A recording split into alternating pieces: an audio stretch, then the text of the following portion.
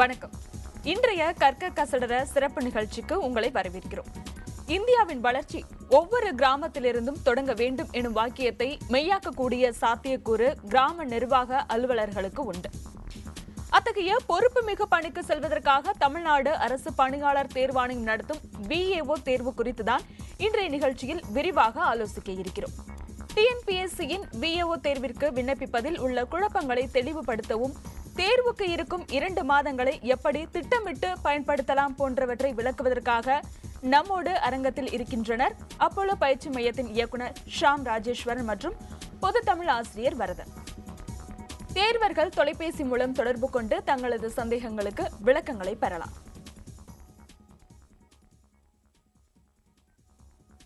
வணக்கம் சார். இப்போ கடந்த தேர்வோடு ஒப்பிடும்பொழுது, அதாவது கடந்த VAO தேர்வோடு ஒப்பிடும் பொழுது இந்த தேர்வுல செய்யப்பட்டுள்ள மாற்றம் என்னென்ன? கடந்த தேர்வுல இருந்து ஒப்பிடும்போது நம்பர் ஆஃப் கொஸ்டின்ஸ், கேள்விகள் 200 கேள்விகள் தான். பட் அதில் 2 சிறப்பு பிரிவினைகள் கொண்டு வரப்பட்டது. என்னென்னா, பொது அறிவு 75 கேள்விகளும், அது இல்லாமல் கிராம நிர்வாக அலுவலர், அதாவது வில்லேஜ் அட்மினிஸ்ட்ரேஷன் அப்படின்ற ஒரு செக்மெண்ட்டில் 25 கேள்விகளும், அதுக்கப்புறமா ஆப்டிடியூட் மென்டல் எபிலிட்டி அப்படின்றதில் ஒரு 20 கேள்விகளும் கொண்டு வரப்பட்டுள்ளது. அது மட்டும் இல்லாமல் இந்த பொது தமிழ் ஜென்ரல் இங்கிலீஷ் அப்படின்றதுக்கு 100 கேள்விகள் இருந்தது, அதை 80ஆக குறைக்கப்பட்டது. ஸோ இந்த number of questions 200, hours 3 hours. But இதில் அந்த நியூ சிஸ்டம் கொண்டு வந்திருக்காங்க. இது இந்த 2012க்கு அப்புறமா உள்ள நோட்டிஃபிகேஷனில் இந்த நியூ சிஸ்டம்ஸை எக்ஸிக்யூட் பண்ணுறாங்க. Okay sir. அதற்கு முன்னதாக இப்போ தமிழகத்தில் காலியாக உள்ள 2342 கிராம நிர்வாக அலுவலர் பணியிடங்களுக்கு வரும் ஏப்ரல் 15ஆம் தேதி வரை விண்ணப்பிக்கலாம் அப்படின்னு தெரிவிச்சிருக்காங்க. VAO பணியிடங்களுக்கான தேர்வு வரும் ஜூன் 14ஆம் தேதி நடைபெறுகிறது. தேர்வு எழுத விரும்புவோர் www.tnpscexam.net என்ற இணையதளம் வழியாக விண்ணப்பிக்கலாம். கிராம நிர்வாக அலுவலர் பணிக்கு விண்ணப்பிக்க குறைந்தபட்சம் 10ஆம் வகுப்பு தேர்ச்சி பெற்றிருக்க வேண்டும். வங்கி மற்றும் அஞ்சலகங்கள் மூலம் கட்டணம் செலுத்துவதற்கு ஏப்ரல் 17ஆம் தேதி கடைசி நாளாகும்.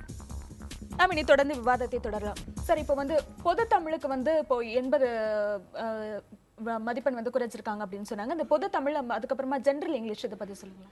பொது தமிழில் பொறுத்தவரையில் பார்த்தீங்கன்னா 3 விதமாக பிரிச்சிருக்காங்க. பொது தமிழில் இலக்கணம், இலக்கியம், தமிழறிஞர்களும் தொண்டும், அப்படி சிலபஸை 3 விதமாக பிரிச்சிருக்காங்க. இந்த 3 விதமாக 80 வினாக்களுக்கு நம்ம விடையளிக்க வேண்டியிருக்கும். அதே மாதிரி ஆங்கிலத்திலையும் பார்த்தீங்கன்னா கிராமர், அடுத்தது literature, and then authors and the literary works. So இந்த மாதிரி எப்படி தமிழில் பிரிச்சிருக்காங்களோ அதே மாதிரி ஆங்கிலத்திலையும் பிரிச்சிருக்காங்க.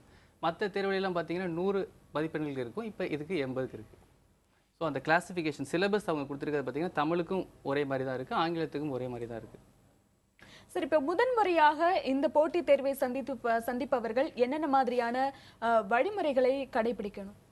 அதாவது TNPSCயில் பல விதமான தேர்வுகள் நடத்துகிறாங்க. இப்போ group 1, group 2, group 3, group 4, VAO, இந்த மாதிரி வெரைட்டி ஆஃப் எக்ஸாம்ஸ் இருக்குது.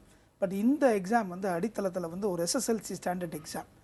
ஸோ முதல்ல இந்த தேர்வு எழுதக்கூடியவங்க என்ன பண்ணணும்னா, இதற்கு முன்னாடி நடைபெற்ற, for example 2013 EO exam, SSLC standard லெவலில் ஒரு எக்ஸாம் நடந்தது.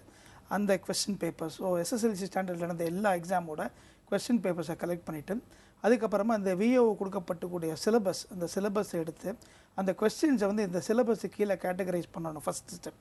ரெண்டாவது இந்த கொஸ்டின்ஸோட சோர்ஸ், மூலதனம் பொதுவாக சொல்கிறது ஸ்கூல் புக்ஸ் தான். அதே மாதிரி இந்த ஸ்கூல் புக்ஸில் இந்த கேள்விகள்லாம் எங்கெங்கே வந்திருக்குன்றதை இவங்க ஐடென்டிஃபை பண்ணணும்.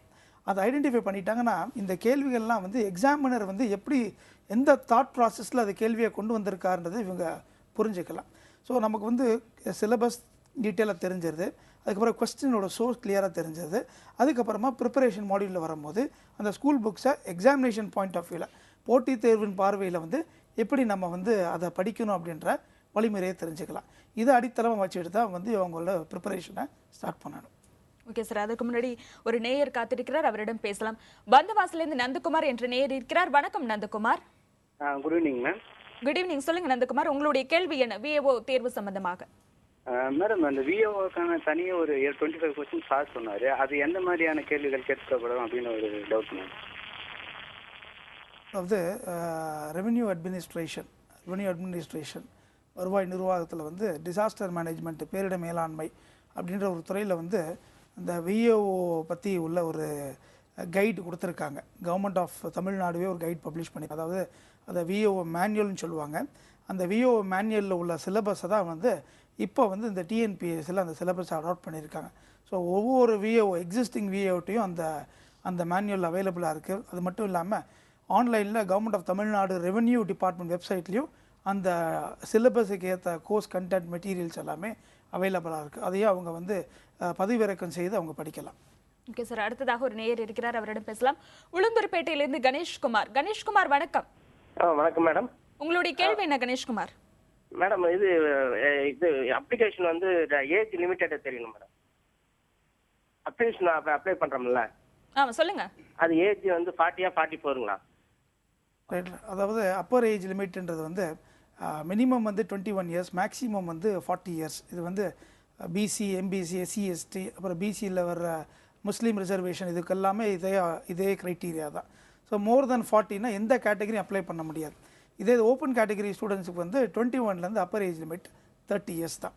அது மட்டும் இல்லாமல் இந்த ஓப்பன் கேட்டகரி ஸ்டூடெண்ட்ஸ் வந்து 5 இயர்ஸ் ஏற்கனவே கவர்மெண்ட் சர்வீஸில் இருந்தாங்கன்னா அவங்க ஏஜுக்குள்ளே இருந்தால் கூட அவங்க அப்ளை பண்ண முடியாது.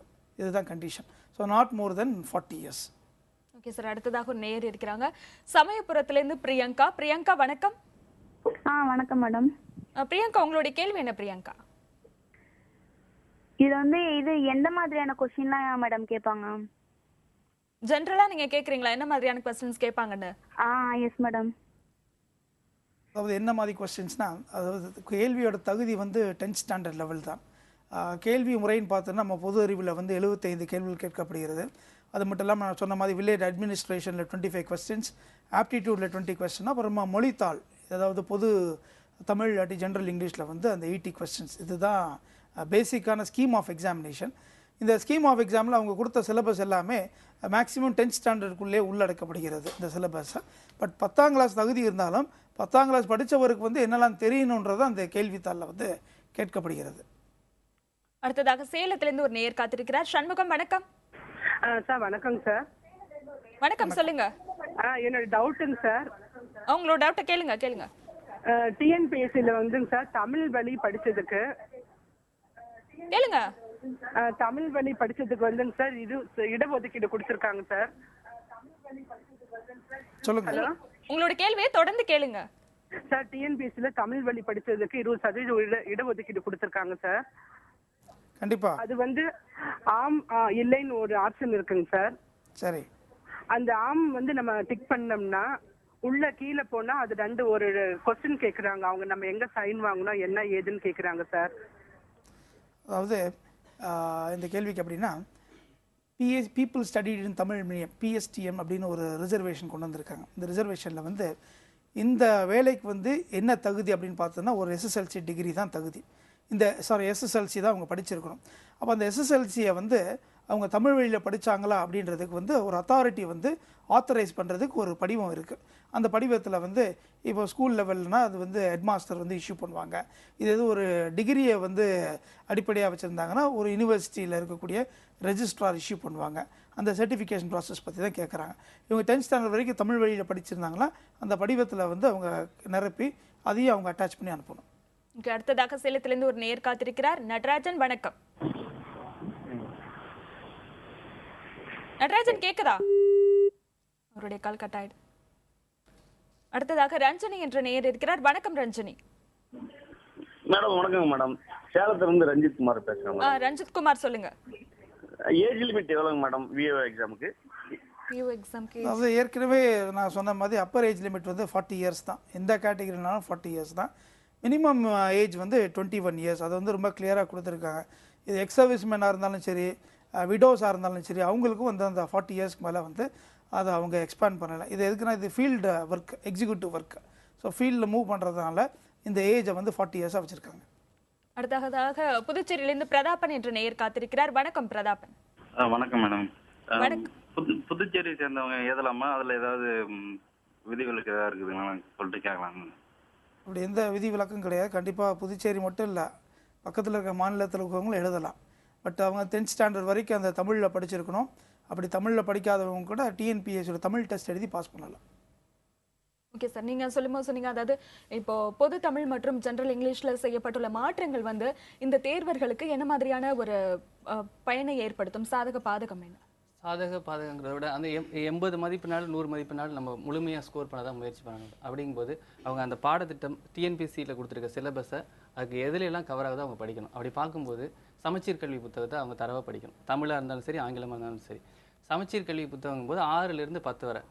அது மட்டும் இல்லாமல் 11வது 12வது படிக்க வேண்டிய சூழ்நிலை இப்போ இருக்குது. ஸோ 6th to 12th சமச்சீர் கல்வியில் உள்ள தமிழ் மொழி பாடத்தை தரவாக அவங்க படிச்சுட்டாங்கன்னா கண்டிப்பாக கிளியர் பண்ண முடியும். அதோட அந்த இலக்கியம் சம்பந்தமாக வெளியில் சில நல்ல புத்தகங்கள், இப்போ தமிழ் இலக்கிய வரலாறு அப்படின்னு எடுத்துக்கிட்டிங்கன்னா இலக்கிய வரலாறு சம்மந்தமான நல்ல நூல்களை அவங்க ஒரு ரெஃபரன்ஸுக்கு படிக்கணும். ஸோ 6th to 12th சமச்சீர் கல்வி புக்கு ப்ளஸ் ஒரு நல்ல ஒரு தமிழ் இலக்கிய வரலாறு நூல், இதை படிக்கும் பொழுது கண்டிப்பாக அவங்களால தேர்வில் பாஸ் பண்ண முடியும். ஓகே சார், நம்ம தொடர்ந்து பேசலாம். நெல்லையிலிருந்து நம்பிராஜன் என்ற நேயர் காத்திருக்கிறார். நம்பிராஜன் வணக்கம். சார் வணக்கம் நம்பிராஜன், உங்களுடைய கேள்வியை கேளுங்க. சார் இந்த டிஎன்பிசிக்கு எது வரைக்கும் படிக்கலாம், எந்த புக்கை வச்சு ரிஃபர் பண்ணலாம்? ரைட், அதாவது இப்போ நம்ம சிலபஸை எடுத்துக்கிட்டோன்னா சிலபஸில் வந்து சமூக அறிவியல் சார்ந்த பாடங்கள் பார்த்தோன்னா வரலாறு, புவியியல், அது மட்டும் இல்லாமல் பொருளாதாரம், அரசியல் அமைப்பு சட்டம் இருக்குது. இதெல்லாம் வந்து சமூகவியல் பாடத்திட்டத்தில் கொண்டு வந்துடலாம், சோஷியல் ஸ்டடீஸ் கீழே கொண்டு வந்துடலாம்.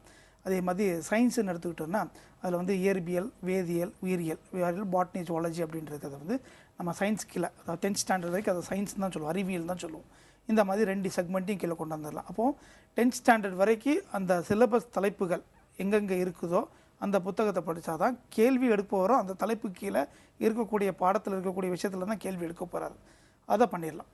பட் அது மட்டும் இல்லாமல் இந்த மென்டல் எபிலிட்டி, இந்த ஆப்டிடியூடுன்றது வந்து நம்ம ஸ்கூல் புக்கிலேருந்து ஒரு சில பகுதிகள் இருக்குது. For example simple interest, compound interest, இந்த மாதிரி கொஸ்டின்லாம் அதில் உள்ளடக்கிடுது. பட் அது இல்லாமல் வெளியே போகும்போது நம்ம RS அகர்வால் அந்த மாதிரி புக்கை ரெஃபர் பண்ணால் தான் அந்த ரீசனிங்கும் ஆப்டிடியூட்டில் இருக்கக்கூடிய LCM, HCF ப்ராப்ளம்ஸை சால்வ் பண்ண முடியும். அப்போ அந்த ஒரு புக்கை ரெஃபர் பண்ணணும். அது மட்டும் இல்லாமல் சிலபஸில் பார்த்தீங்கன்னா தற்கால நிகழ்வுகள், கரண்ட் அஃபேர்ஸில் வந்து 7லேருந்து 8 கொஸ்டின் கேட்குறாங்க.